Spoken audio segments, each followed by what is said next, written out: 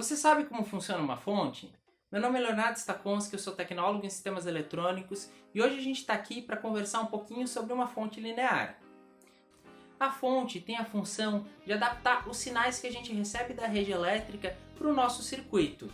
Dependendo do nosso circuito, a gente vai ter características e requisitos diferentes. No caso, a gente está fazendo uma fonte por uma válvula.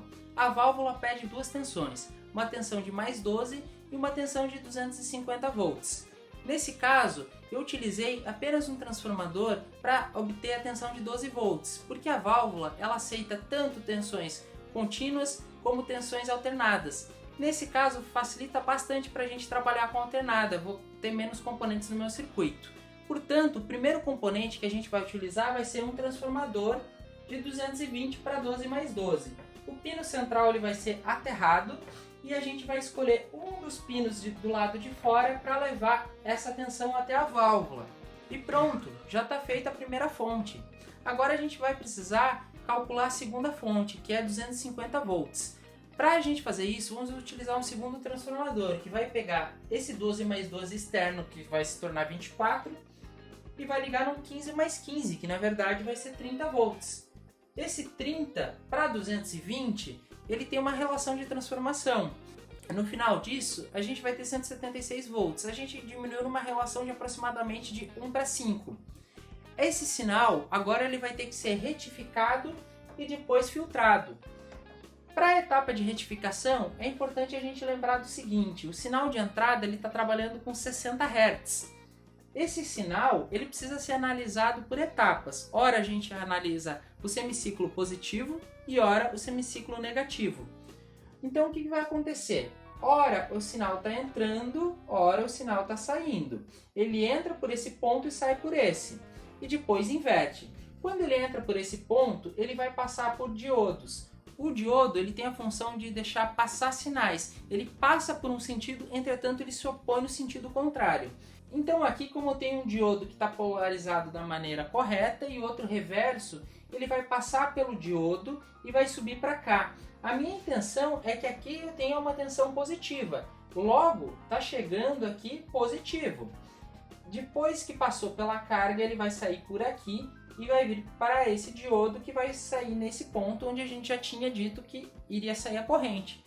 Uma vez que essa corrente se inverte, a gente tem uma situação diferente. Porque ele vai entrar por aqui e sair aqui por cima. Então ele entra, encontra esse primeiro diodo e olha lá, passa pelo mesmo ramal, chegando no mesmo ponto positivo também. Já na saída da carga, ele vai passar por aqui, por esse diodo e chegar aqui em cima, onde a gente tinha planejado que ele fosse sair. Então o sinal que entrou com semiciclo positivo e negativo a 60 Hz vai sair só com semiciclo positivo se repetindo a 120 Hz. Portanto, a gente está se aproximando de uma tensão contínua. Ainda ela não é, ela é positiva pulsante. Uma vez que esse sinal sai da retificação, ele chega na etapa de filtragem. Ele vai chegar um sinal de 120 Hz pulsante. É importante comentar que em alguns momentos a gente tem tensão de pico, mas muitas vezes a gente tem tensão próxima a zero. E é importante que essa tensão seja constante. Para isso a gente vai ter que usar um tipo de componente que ele vai armazenar energia. O capacitor ele faz isso, ele se assemelha a uma bateria. Ele vai carregar na tensão de pico do circuito e no momento que a carga estiver precisando de corrente, ele vai entregar essa corrente para o circuito. Então, o que vai acontecer? O sinal está entrando aqui, saindo lá, o capacitor chegou no ponto máximo, ele carregou. Uma vez que ele carregou, ele começa a descarregar até novamente o circuito voltar a carregá-lo. Então, depois que a gente passa desse sinal pulsante, a gente vai chegar a esse tipo de sinal aqui, onde a gente vai ter uma tensão mínima e uma tensão máxima. A diferença entre tensão mínima e máxima a gente chama de ripple. E é importante a gente chegar nesse ponto porque a gente chega à conclusão que quanto maior o capacitor que a gente utilizar, menor vai ser o ripple, porque mais energia esse capacitor está armazenando e consegue entregar para a carga. Além do capacitor, a gente também vai usar um indutor. O indutor ele é um componente que ele se opõe à mudança de corrente. Então ele armazena a energia dele no campo magnético. A vantagem de a gente utilizar também o indutor é que eu vou estar chegando cada vez mais próximo a uma tensão contínua.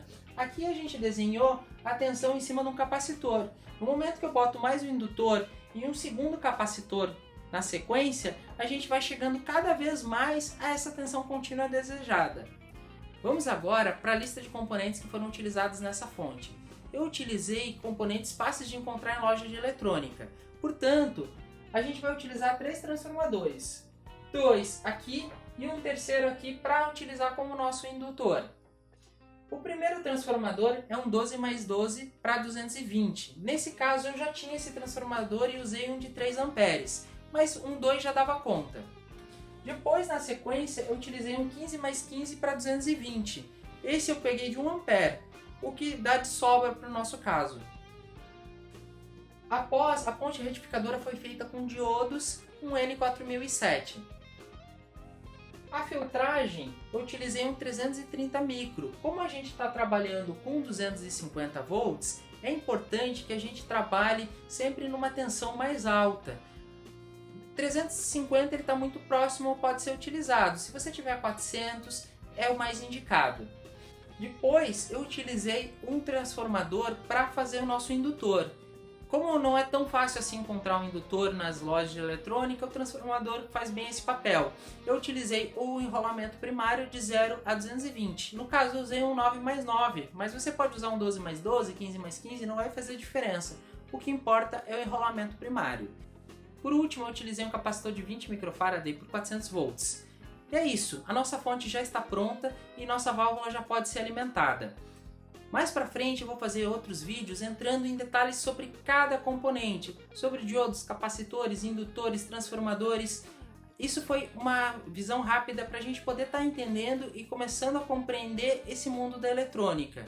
Agradeço a atenção, espero que vocês se inscrevam no canal, curtam esse vídeo e me sigam nas redes sociais. Até o próximo vídeo!